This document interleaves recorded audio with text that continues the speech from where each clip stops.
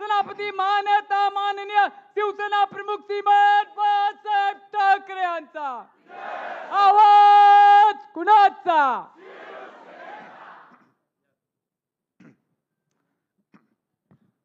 जमलेल्या माझ्या तमाम मराठी बांधवांनो, भगिनींनो आणि मातांनो, आता उद्या पेपरमध्ये येणार काय येणार? हिंदुत्व सोडलं. आणि मी मागे सुद्धा बोललो होतो की हिंदुत्व म्हणजे काही धोतर नाहीये.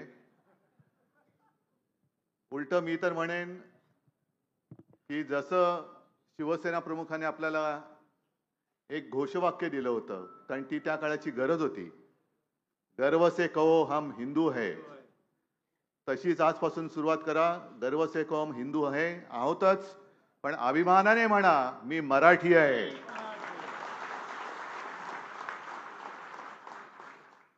मी मराठी आहे अभिमानाने म्हणा, स्वाभिमानाने म्हणा. कारण त्याच तर साठी शिवसेनेची स्थापना झाली. 1966 साली संपूर्ण मुंबईमध्ये मराठी माणूस खचलेल्या थकलेल्या मानसिकतेत होता. आपलं कोण? कोणीच नाही. बाजू कोण घेणार? कोण आहे माझ्यासोबत? आणि त्या काळोखामध्ये एक ठिणगी पडली जिचा वणवा झाला आणि उपऱ्यांचं आक्रमण त्याच्यामध्ये जाळलं गेलं, ती ही शिवसेना. आता आज मराठी भाषा दिन आहे. काल शिवरात्री झालेली आहे, त्याच्या आधी शिवजयंती झाली, काही दिवसांनी गुढीपाडवा येणार. मग आपल्या फोनवरती मेसेज येणार, happy Shivjayanti, happy Gudhipadwa, happy हे हॅपी ते. मी तर म्हणेन आपण सुरुवात केली पाहिजे की स्वच्छ मराठी भाषेमध्ये व्हॉट्सअप सुद्धा आपण दिले पाहिजेत. आता प्रदीपजी तुम्ही बोललात, ह्याची गरज आहेच. कारण बोलताना आता काल परवाकडे पंतप्रधान सुद्धा बोलले, कारण ते लिहून देणारे असतातच, अमृताची पैजा जिंके आहे. पण अमृताची पैजा जिंकणारी मराठी असेल आणि आहे तर तिच्या भविष्याबद्दल काळजी का व्हावी लागते आपल्याला? अमृताची पैजा ना, अमृता म्हणजे अमृत. आता ह्याच्यात हसणार का काय? भलत्या चालत्या पैजा लावतच नाही आपण.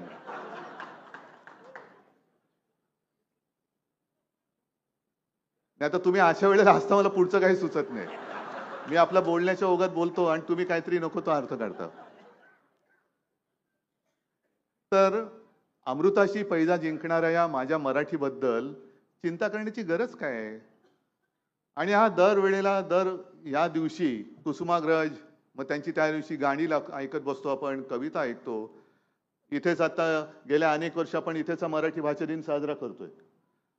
हा साजरा करताना मी मागे सुद्धा म्हटलं होतं की उत्सव जसा असतो तसा उत्साहामध्ये हा साजरा केला पाहिजे, तसं आपण करतो. त्याच्यामध्ये उत्साह तर आहेच, पण आज लागलेली आहे.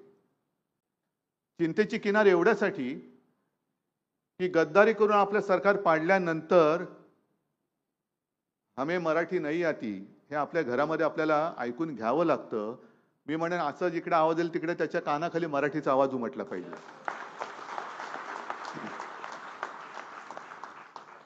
आणि तर आपण मराठी, नाहीतर महाराष्ट्र राज्यगीत आहे, टाळ्या छातीवरी कोरिली अभिमानाची लेणी, दिल्लीचे तख्त राखितो वगैरे वगैरे, नुसतं ऐकत जायचं का आपण? आता त्यावेळेला लिहिलं ते राजा बडेन लिहिलं, मला वाटतं खळेने ते संगीतबद्ध केलं, शाहीर साबळेने ते आपल्या पहाडी आवाजात गायलं. आणि आजही आपण वाह करत बसतो. नुसतं वाह करण्यासारखं नाही, त्याच्यासारखं वागा. त्या गाण्यामध्ये जे काय महाराष्ट्राचं वर्णन आहे त्याच्याप्रमाणे आपण वागलो तर मराठीला सुद्धा अभिमान वाटेल की अरे ही माझी आहेत, ही माझी मुलं आज सुद्धा अभिमान वाटावी अशी ती वागतायत. तीच खरी आपली मातृभाषेची शिकवण आहे, तीच शिकवण आहे. आणि मी खरं हा विषय मला इकडे घ्यायचा नव्हता, पण घ्यायला पाहिजे.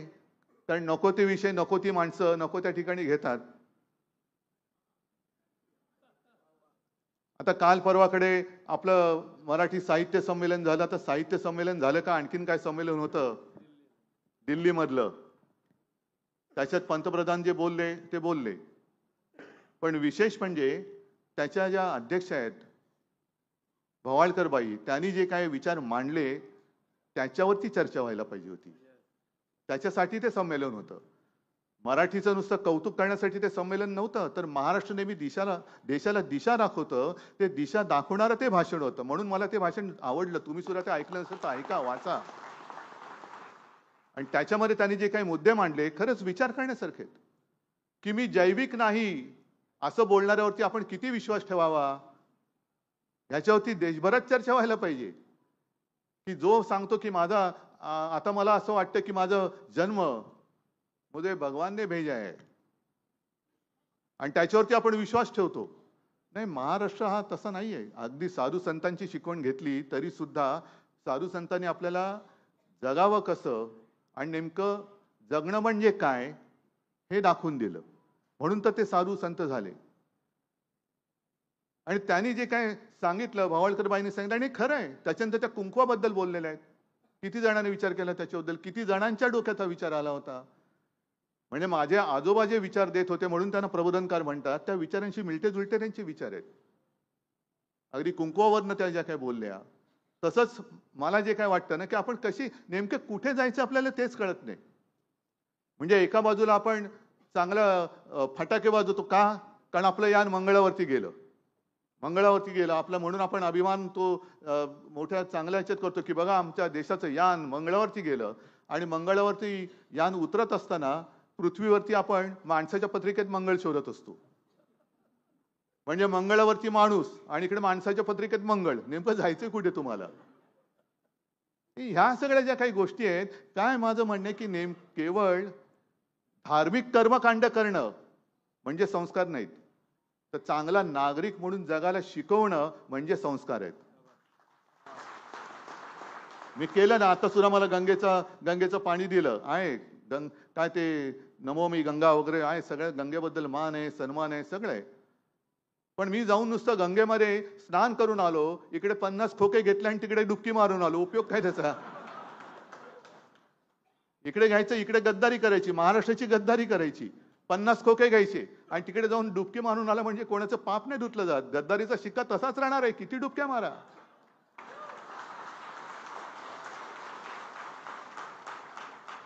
तर चांगलं नागरिक म्हणून जगाला शिकवणारी ही आपली आई, आणि त्या आईची भाषा ही आपली मातृभाषा, म्हणून तिचा आम्हाला अभिमान आहे.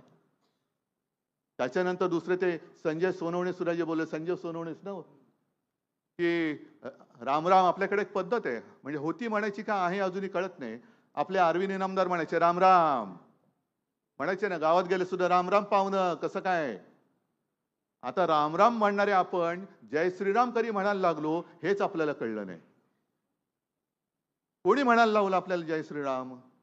आम्ही रामराम करतोच, राम नामाचा जप हात यांनी शिकवायला नको. नवे जे उपटसुंब नव हिंदुत्ववादी आहेत त्यांनी आम्हाला रामाचं महत्व शिकवण्याची गरज नाही. जय जय रघुवीर समर्थ म्हणणारे आमच्या रामदास स्वामीने ते आधीच शिकवून गेलेले आहेत आम्हाला. आणि तेव्हापासूनच आम्ही रामराम, कोणी काय म्हटलं रामराम म्हणतो. पण त्या सोनवणीने जे प्रश्न उपस्थित केले त्याच्यावरती चर्चा व्हायला पाहिजे की रामराम म्हणणारे आपण जय श्रीराम कधीपासून म्हणायला लागलो, का उत्तरेकडच्या राजकारणाच्या आपण बळी पडलो की काय, हा विचार कधी कोणी करायचा. पण हे विषय सगळे बाजूला राहिले, याला प्रसिद्धी नाही मिळणार. नको त्या विषयाला प्रसिद्धी. माझं तर म्हणणं असे की या विषयाला म्हणजे मी जैविक नाही, जैविक जन्म झालेला नाही, हे कोणाच्या तरी अंगलट आलं, गळ्याशी आलं म्हणून हे फाटे फोडणारं मुद्दामून भाषण किंवा काय मुलाखत लिहून दिली की काय, हा प्रश्न नव्हे, हा माझा समजच आहे. आता दुसरा विषय असा आहे की जे आपलं राज्यगीत आहे ते त्या शमीमा अख्तर, बरोबर ना, कुठली ती तरुणी कुठली काय, पण शमीमा अख्तर म्हटल्यानंतर कुठल्या जातीची असणार बाबा. शमीमा अख्तर म्हणजे कोण, मुसलमान ना. तरी बरं ते बटेंगेच्या कटेंगेच्या समोर तिने गायलं. आणि ते बटेंगे तो कटेंगे त्यांचं काय करावं त्यांनाच काय कळे ना, की आता ही शमीमा अख्तर राज्यगीत म्हणते, महाराष्ट्र गीत बोलते, पहाडी आवाजात म्हणते, स्वच्छ शब्दात बोलते. मग हिचं करायचं काय. आता कोण बटणार आणि कोण कटणार. कारण जर एखादी मुस्लिम महिला महाराष्ट्र गीत म्हणते तर बटेंगे तो कटेंगे तो होणार कसं? आता आपलं राजकारणाचं पुढे होणार काय? पण त्यांना ही कल्पना नाही मुळामध्ये, की जसं आज महाराष्ट्र आपला भाषा दिन साजरा करतोय, राजभाषा दिन, मातृभाषा दिन, तसं राजभाषा दिन किंवा एक महाराष्ट्र दिवस आहे आपला, तो सुद्धा आपण विसरलेला आणि विसरू शकत नाही. 1 मे, तो जो काही लढा झाला होता संयुक्त महाराष्ट्राचा, आपली मुंबई ही अनेकदा शिवसेना प्रमुखांनी सुद्धा सांगितलंय की आंदण नाही मिळाली तर लढून रक्त सांडून बलिदान करून आपण आपल्या हक्काने आपली मुंबई मिळवलेली आहे. ही रक्त सांडून मिळवलेली मुंबई आहे. आणि त्यावेळेला जो काय सगळा रणसंग्राम उसळलेला होता, त्याच्यात माझे आजोबा सुद्धा होते. पहिल्या 5मध्ये सेनापती सारखे पुढे होते.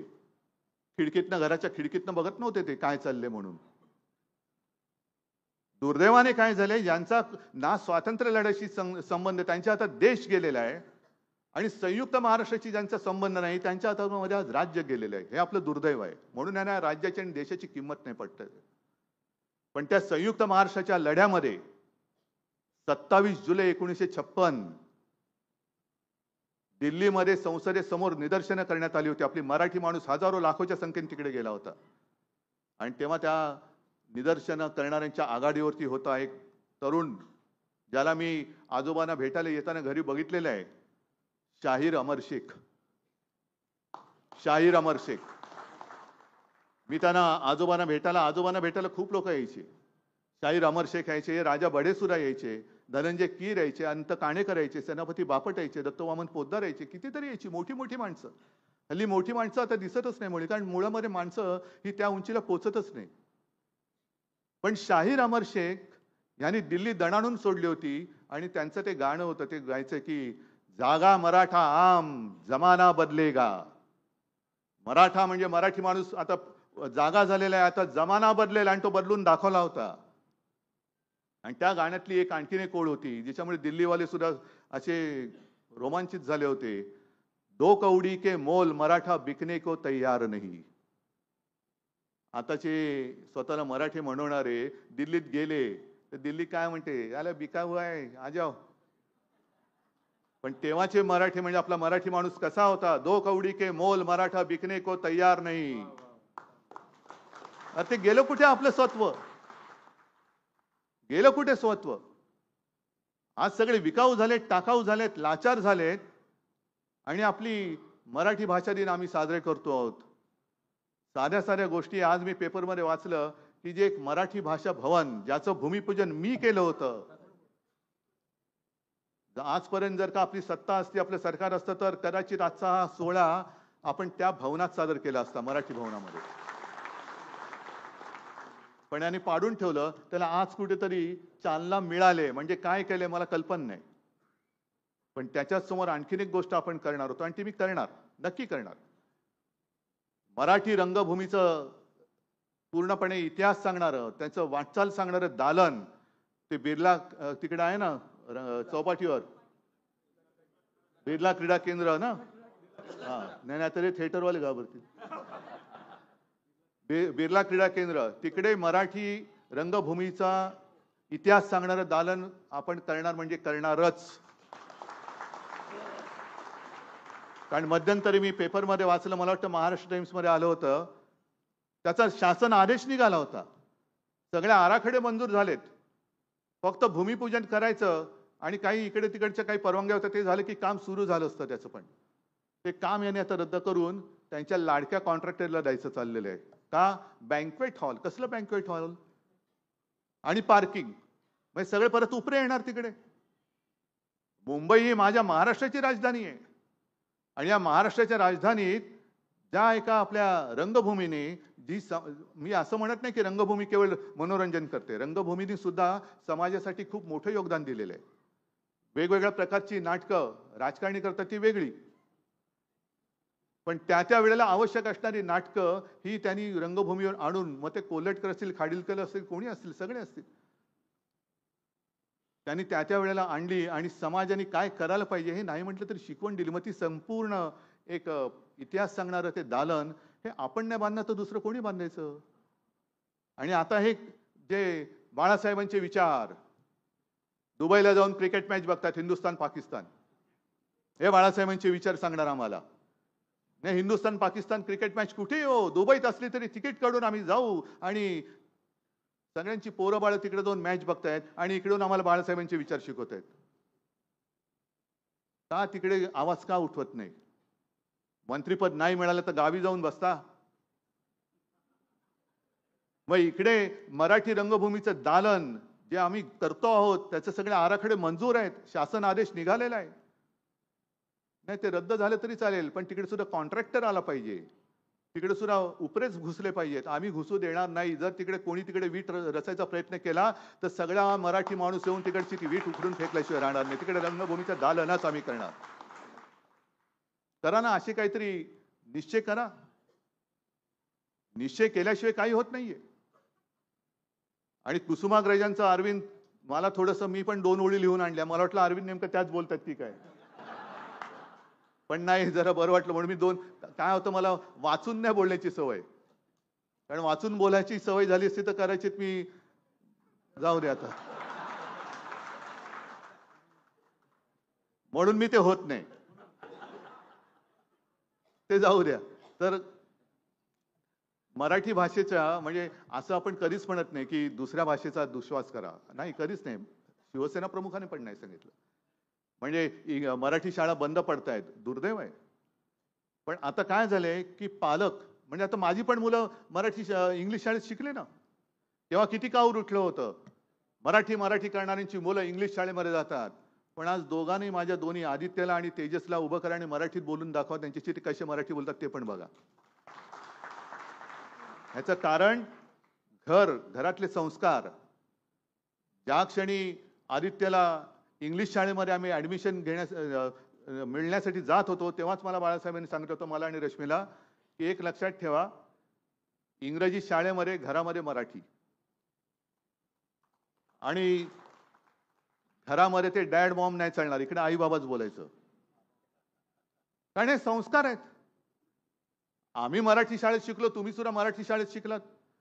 शिवसेना प्रमुखांना आणि माझ्या आजोबांना तर शाळेचं शिक्षणच पूर्ण नाही करता आलं. कुठल्या शाळेत शिकले विचारायची सोय नाही. म्हणजे प्रबोधनकारांना सुद्धा, आपण प्रबोधनकार म्हणतो, पण त्यांना सुद्धा फी भरायला पैसे नाही म्हणून त्यांना 7वी मध्ये शाळा सोडावी लागली होती, तरी ते प्रबोधनकार झाले. बाळासाहेबांना फी भरायला पैसे नाहीत म्हणून त्यांना सुद्धा 7वी मध्ये शाळा सोडावी लागली, तरी सुद्धा ते हिंदू हृदय सम्राट शिवसेना प्रमुख बाळासाहेब ठाकरे झाले. म्हणजे ज्याला शिकायचं असतो तो कसाही शिकत असतो, पण शिकायचं काय हे सांगणारे आपण आहोत. घरामध्ये मराठी आणि शाळेमध्ये तुम्ही इंग्रजी शिका. आपलं सुद्धा सरकार असताना मराठी भाषेची सक्ती ही मीच मुख्यमंत्री असताना केली होती ना, राज्यात मराठी भाषेची सक्ती. आज आता मी ऐकलं तेलंगणा आणि शाळेमध्ये तेलुगू भाषेची सक्ती केली. करायला पाहिजे. आम्ही महाराष्ट्रामध्ये मराठी बोलणार, कोण अडवणार आम्हाला? दुकानावरती सगळ्या पाट्या मराठीमध्ये पाहिजे हा कायदा मी मुख्यमंत्री असताना केलेला आहे. सुभाष देसाई तेव्हा मराठी भाषेचे मंत्री होते. पण आम्हाला संताप येत नाही. सरकारच्या निर्णयाविरुद्ध कोण कुठला उपरा इकडे पोट भरायला आलेला कोर्टामध्ये जातो, ही हिंमत. असं इतर राज्यामधला मला एक मराठी माणूस दाखवा की तो तिथल्या भाषेच्या विरुद्ध कोर्टामध्ये गेलाय. पण आम्ही सहन करतो सगळं. मराठी इकडे आल्यानंतर, महाराष्ट्रामध्ये आल्यानंतर आम्ही दुसऱ्या भाषेचा दुश्वास करत नाही. आहेत ना आज सुद्धा इकडे काही हिंदी भाषिक असतील, काही गुजराती असतील, कारण आम्ही हिंदू आहोतच, पण आम्ही मराठी सुद्धा आहोत. मराठी म्हणजे हिंदू नाही असं होत नाही आणि हिंदू म्हणजे मराठी नाही असं होत नाही. आम्ही आमच्या मातृभाषेत बोलतो आहोत, आमच्या राज्यामध्ये, आमच्या घरामध्ये बोलतो आहोत. आज नाही का, काल माझ्याकडे ते बेळगावचे तो शुभम वगैरे आला होता, तिकडे सुद्धा कानडी आणि मराठी हा वाद चालतो. पण वैशिष्ट्य म्हणजे काय, तिकडे कन्नड भाषा म्हटल्यानंतर सगळे पक्षीय पातळ्या सोडून एकत्र होतात. मग ते काँग्रेसचं सरकार असो, भाजपचं असो, आणखीन कोणाचं असो, देवेगौडाचं असो, कोणाचंही असो, नाही, कन्नड भाषा म्हणजे कन्नड भाषा. तिकडे मराठी बिराठी अत्याचार ते करणार म्हणजे भाषिक अत्याचार करणारच. म्हणजे आपल्याला असं वाटतं की यांचं सरकार बरं नाही, यांच्याविषयी त्यांचं बरं होतं, त्यांच्याविषयी त्यांचं बरं होतं. तशी आपल्याकडे अजून एकजूट होत नाहीये. म्हणजे जो शिवसेना प्रमुखांनी आपल्याला पहिल्यांदा जो एक मंत्र दिला होता, जो मी 23 जानेवारीला सांगितलं होतं की 96 कोळी 92 कोळी, मराठा मराठेतर, ब्राह्मण ब्राह्मणेतर, 96 कोळी 92 कोळी, स्पृश्य अस्पृश्य, घाटी कोकणी, हे सगळे भेदाभेद गाडून मराठी माणसाची भक्कम एकजूट बांधा. तीच आज वेळ परत आलेली आहे.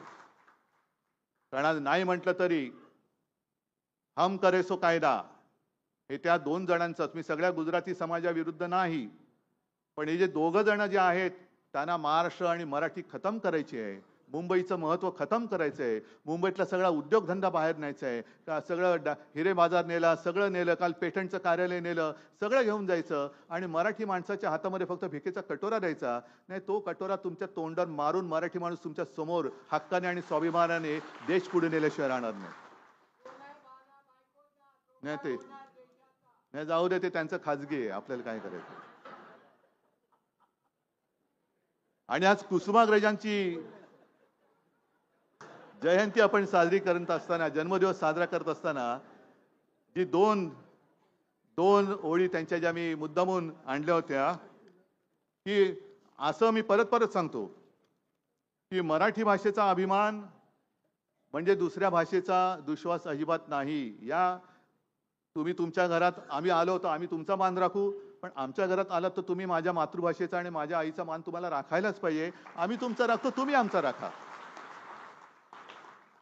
म्हणून कुसुमाग्रज जे बोललेत, परभाषेतही व्हा पारंगत, ज्ञानसाधना करा तरी, माय मराठी मरते इकडे, परकीचे पद चेपू नका. पाय नका चेपू, नाही तर आपल्याला डोके चेपायला आपलं कोण राहणार नाही. भाषा मरता देशही मरतो, हे त्यांनी त्या स्वातंत्र्य देवतेची विनवणी, त्याच्यातलं हे वाक्य आहे. ते स्वातंत्र्याला मला वाटतं किती वर्ष झाली होती तेव्हा, 50 वगैरे वर्ष झाली होती तेव्हा कविता लिहिली. देशासाठी आहे, पण आज मी महाराष्ट्रासाठी म्हणतोय. भाषा मरता देशही मरतो, संस्कृतीचाही दिवा विझे, संस्कृती सुद्धा विझून जाईल. आणि गुलाम भाषिक होऊन आपुल्या प्रगतीचे शिर कापू नका. काही कमी नाही आपल्यामध्ये, अजिबात कमी नाहीये.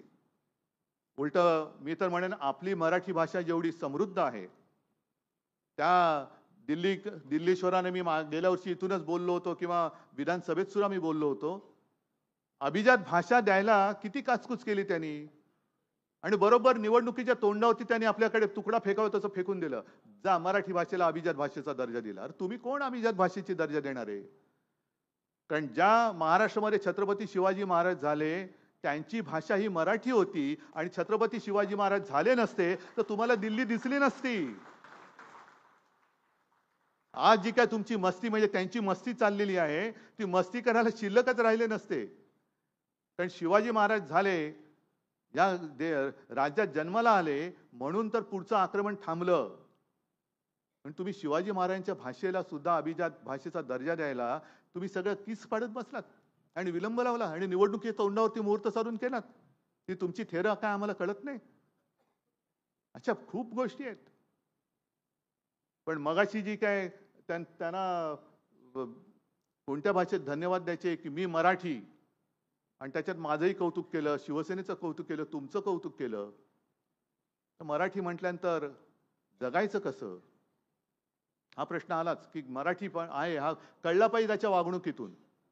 पूर्वी जे असं म्हणायचे की मराठ्यांच्या घोड्यांच्या टापाच्या आवाजाने दिल्ली हादरायची, थरथरायची. आताची जातात त्यांची काय टाप आहे तिकडे दिल्लीश्वरांसमोर उभं राहायची. त्या टापा वेगळ्या, त्यांची टाप वेगळी. तर जगायचं कसं, त्या जगण्यावरनं कळलं पाहिजे की हा मराठी आहे. म्हणून जसं कुसुमाग्रज एक मोठे महाकवी होऊन गेले, त्यांनी आपल्याला काय काय दिलं, असे अनेक कवी आपल्याकडे झाले. त्यातले विंदा करंदीकर.